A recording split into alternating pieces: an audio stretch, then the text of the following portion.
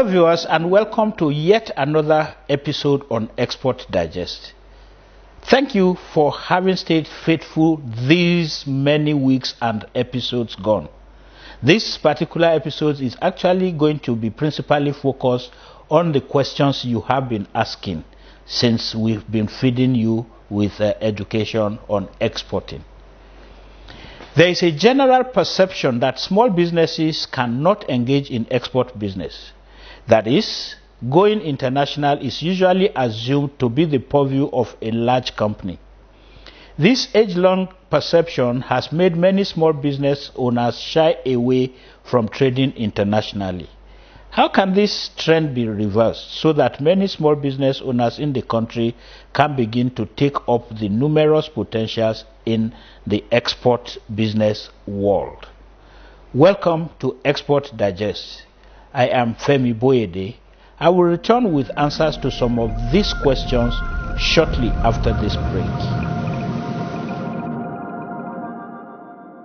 No nation depends on one source of revenue if it hopes to create a sustainable economic development and a future for its citizenry. Countries like Malaysia, India, Singapore, and even Kenya have all grown and sustained their respective economies through non-oil exports. Our vision at the Nigerian Export Promotion Council is to promote non-oil export as the key driver of the Nigerian economy through strategic diversification of the economy from oil to non-oil. NEPC is strategically positioned to do more through our action plan on 13 national strategic export products, Zero Oil Plan, the One State, One Product Initiative, and the Nigeria Diaspora Export Program, which are needed pillars of success in our National Industrial Revolution Plan. Invest in non-oil export business and reap bountifully. Export business guarantees a prosperous future through inclusive wealth and job creation. Join hands to make Nigeria one of the top 20 largest economies in the world.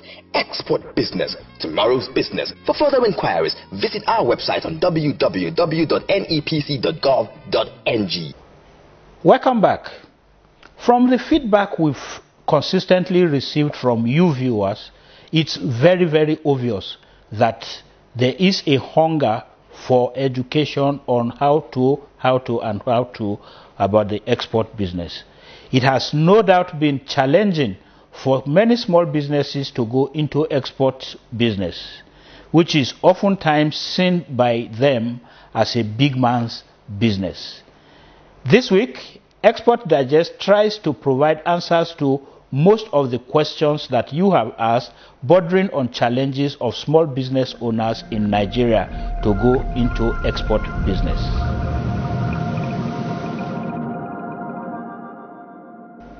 Well, while we may not be able to take all the questions on these particular episodes, I am going to just take them one after the other, maybe in order, maybe not in order of the priorities in going into the export business. But rest assured that your questions will be answered. Question number one.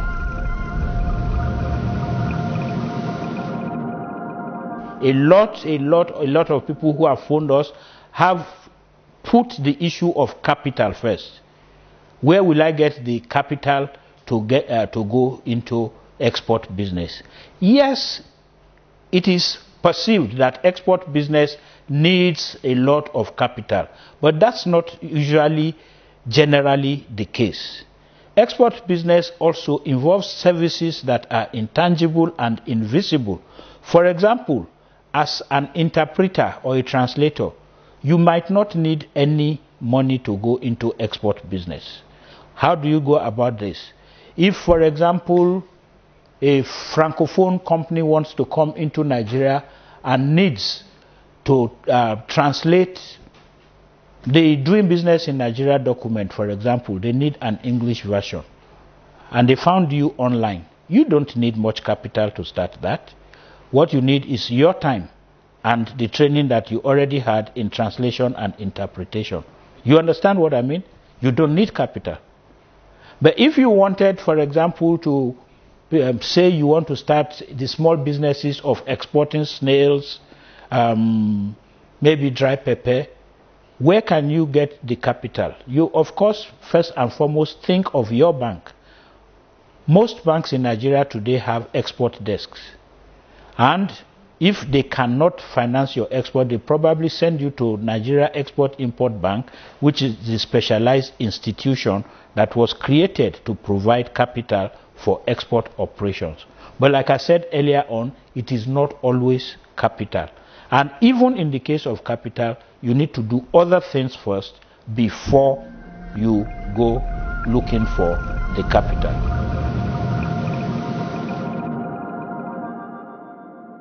Again, I would say your first step is not the market. A lot of people have called us, they've even offered to pay brokerage for us to get them export contract. They want to export cashew, they want to export ginger, they want to export gum arabic, they want to export sesame seed. Where do I sell to? Again, our guidance here will tell you that your first step is actually to take care of the supply side of things. Which of these products do I really want to export? Palm oil, for example, sesame seed. What is the quantity that is available? All of this you are supposed to take care of. What is the quality requirement of the export market? Then you find out the market that you are actually going to. What is the basis why you are choosing that market? Is it because it is predominantly a Nigerian settlement? Because there are so many Nigerians in that market. For example, a lot of people are thinking of North America, United Kingdom, because they are targeting the Nigerian population. Is that always the case?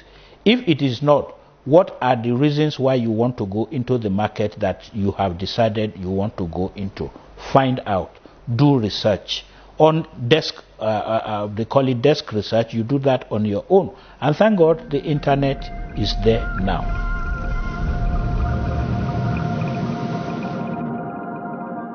Yes, very, very interesting question, especially since we always seem to to paint a very rosy picture of the export market.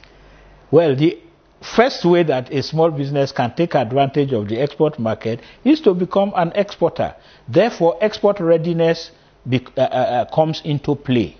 It means that you have to build your capacity to export. You have to learn and learn and learn. Without learning they call it the intricacies of the trade, you will get your fingers burnt. You need to acquire the knowledge of the product. That means you want to train yourself to become that product expert. You want to have a fair knowledge of the market. What are the regulations? Are there taxes and import levies that I need to pay? Are there associations that I must join? Are there certifications that I must obtain both in my own country and externally? Is there any trade agreement between Nigeria and that country I'm exporting to? At what cost must I procure my product in order to be able to make profit, so that I'm not just moving around like a barber's chair? What are the documents that I need? I think in some previous editions we had brought somebody from the Nigeria Export Promotion Council who took us through the procedures. These are the nitty-gritty that a small business will need to equip itself with before venturing into the export business.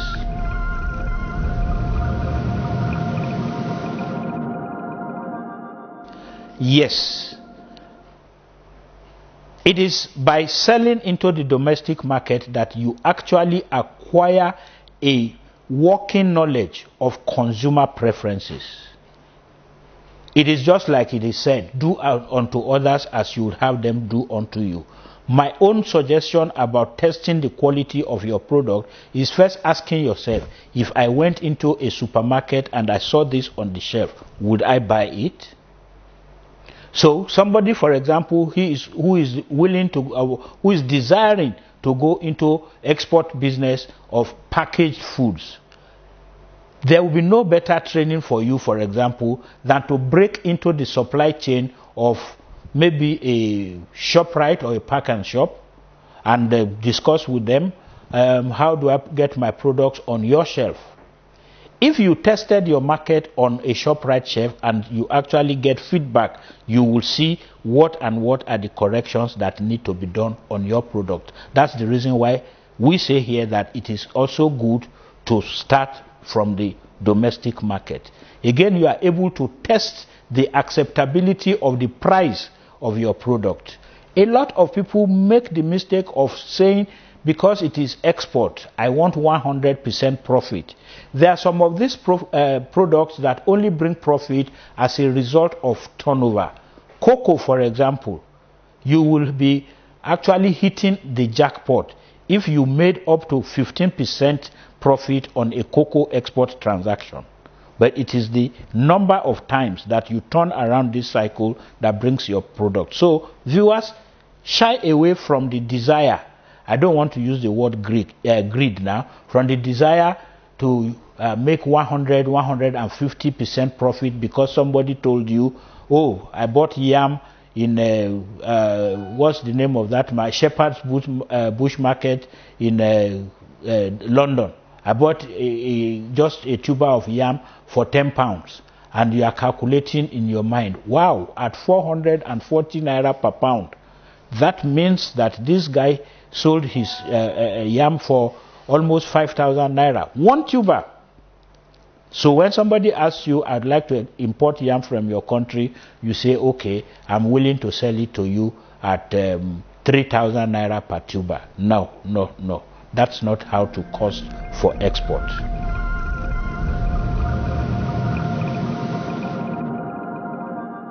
Of course, we took you through that with Mr. Oyeyipo when we were talking about the documentations you need. First, if you are not registered with the Nigerian Export Promotion Council, you are definitely a smuggler, because any export that is not backed by Form NXP and that is not recorded against your assigned number as a registered Nigeria exporter, that transaction only qualifies as smuggling.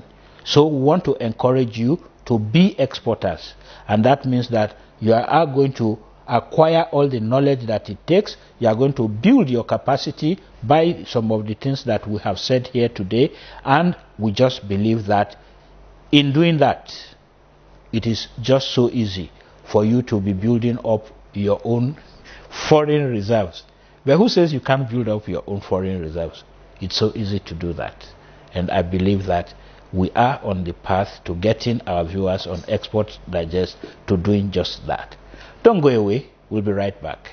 No nation depends on one source of revenue if it hopes to create a sustainable economic development and a future for its citizenry. Countries like Malaysia, India, Singapore and even Kenya have all grown and sustained their respective economies through non-oil exports. Our vision at the Nigerian Export Promotion Council is to promote non-oil export as the key driver of the Nigerian economy through strategic diversification of the economy from oil to non-oil. NEPC is strategically positioned to do more through our action plan on 13 national strategic export products, Zero Oil Plan, the One State, One Product Initiative, and the Nigeria Diaspora Export Program, which are needed pillars of success in our National Industrial Revolution Plan. Investing non-oil export business and reap bountifully. Export business guarantees a prosperous future through inclusive wealth and job creation. Join hands to make Nigeria one of the top 20 largest economies in the world.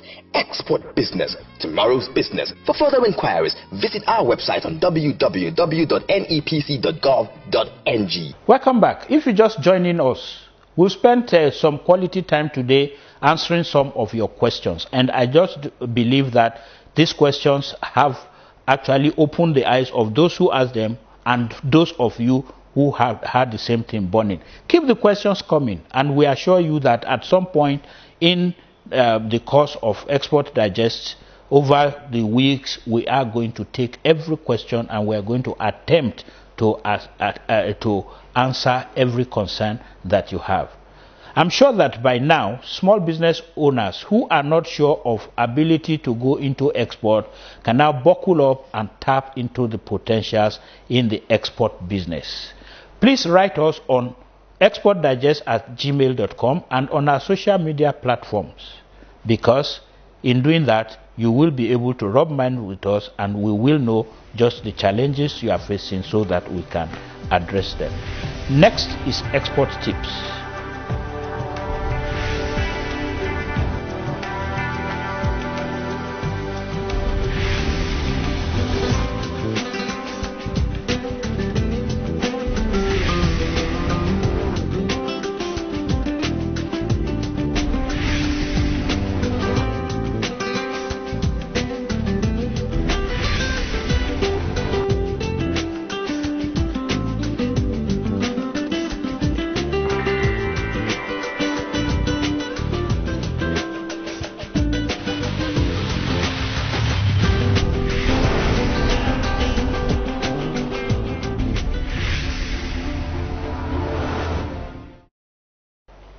On Spotlight this week, we focus on a young Nigerian whose creativity and ingenuity has further demonstrated the resilience of Nigerians to always make ends meet, even in the face of daunting economic challenges.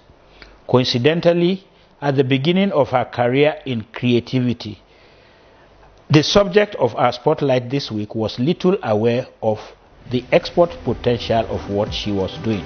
I'm sure that now she knows much better.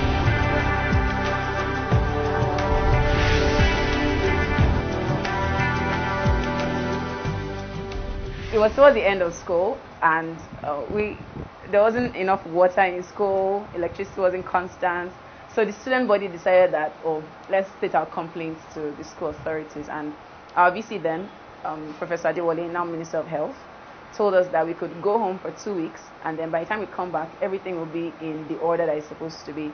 So we went home. I went home grudgingly, really, because I had already settled in school. I didn't want to go back home again at that time. But I went home anyway, and I was really restless. So one day, I went to a carpentry workshop, and I bought things on site. I bought hammer, I bought nails, things I never used before. I bought saw even, the hand saw that we know. Yeah. I took them back home, and I recreated a picture frame that I had in my hand from some time back. And I made it out of Ankara. I made it out of, it wasn't even wood that I used then. Yeah. But really, by the time I went back to school, it became the business. So I'd go out of school, go to a sawmill, buy wood in the maintenance section of the school, have the carpenter there saw it into small pieces for me, and I'll take it back to my room and make all sorts out of them. People bought them. So that was how the business idea started.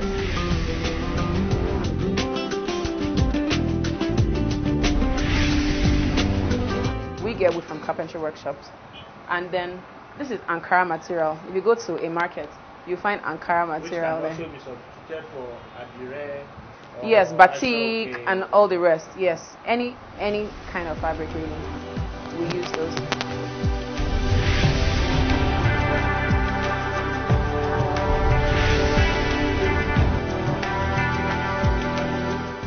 Oh, I have learned. My business is a growing business. I know that there's some machines that I need to get my work done fast that I do not immediately have. So I employ a contractual staff, okay. And they have their equipment. I use their equipment. I pay them based on what I use it for at that time. And then the times that a large order has come, and we're beginning to enjoy that in Oludide.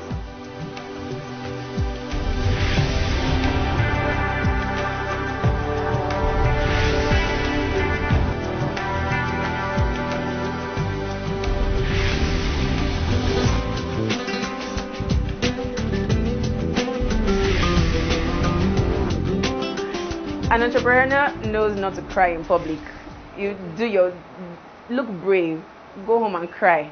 Because one, you're battling a system where there isn't constant electricity supply. Yes. So you're going to get a generator that will add to your head. You can't even think with all that sound. You get full scarcity. And then besides all of those external problems, the issue of market entry too was a little challenge. We didn't start making popular products. In fact, right now, some people still don't get what we're doing, but they're coming to think, oh, this is nice. I can actually put this on my wall in my house, and it will look nice. So getting the market to recognize what we're doing, the angle that we're coming from, was a little challenge initially, but we're growing out of that, and a lot of people are buying from us, recommending us to other people, and it's getting better.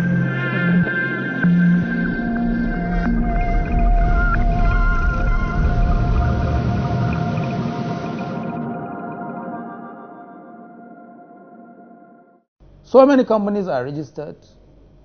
Most of them don't bother to file their returns. This has been an area of concern. We cannot say it's due to lack of awareness, because hitherto, to register a company, you have to do it through a lawyer or a chartered accountant or a chartered secretary. And we expect that these professionals, before handing over the certificate of registration, they will tell the customer that these are his obligations after registration. So we have intensified on our enlightenment on the essence of filing these returns. The returns is not just about paying money to Corporate Affairs Commission, because this is generally the view by most people. The return is about your present status. After registration, if a company changes its address, they are required to file the notice of change of address. If new directors are appointed, they are required to file these changes. And at the end of their financial year, they are required to file the financial information with the Commission. This information is not just for the use of the Commission. The Commission is the central registry of companies in Nigeria. Anybody that wants to deal with the company can access the information from the Commission. And this information also helps government to plan. If government knows the financial position of companies in terms of their turnover, in terms of the number of people they employed, in terms of their network of branches, this will enable government to plan. And the financial information too can be used by researchers, by other regulatory organizations, by even international bodies. What we have done recently is to also introduce gender as part of the requirements. When somebody is registering any company, you indicate the gender of the director or the shareholder. This helps for planning purpose. We can easily tell from the information whether how many women directors do you have, how many men directors do you have. So all these things is embodied in the returns, and it enables government to plan. And from the returns, you will know companies operating in a particular sector. How many have actually done this? How many restaurants do you have in a particular area? What is the total turnover of these restaurants? How many microfinance banks do you have? It's not just enough to file these returns with the sector regulators. There are sector regulators such as CBN that regulates bank, such as Securities and Exchange Commission that regulates capital market operators. The Commission is the central registry. There are companies that are not even regulated by anybody. They are still supposed to file these returns. Well, that's our package for this week. But before I sign off, I would like to acknowledge with very many thanks those who have supported us this far: the Nigeria Export Promotion Council and the Corporate Affairs Commission. Of course, you understand that everything we are talking about cannot take place if you are not registered as an exporter.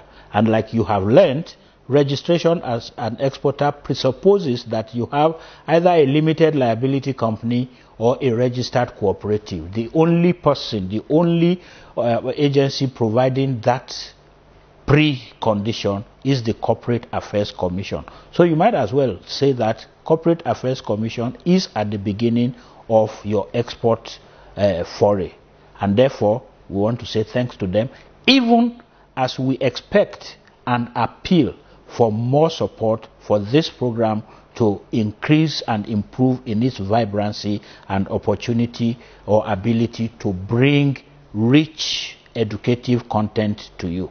Thanks very much for watching, and do continue with us, like I said earlier, on our social media platforms now showing on your television screen. Until next week, when I come with yet another insightful issue on export, continue watching Export Digest. Bye.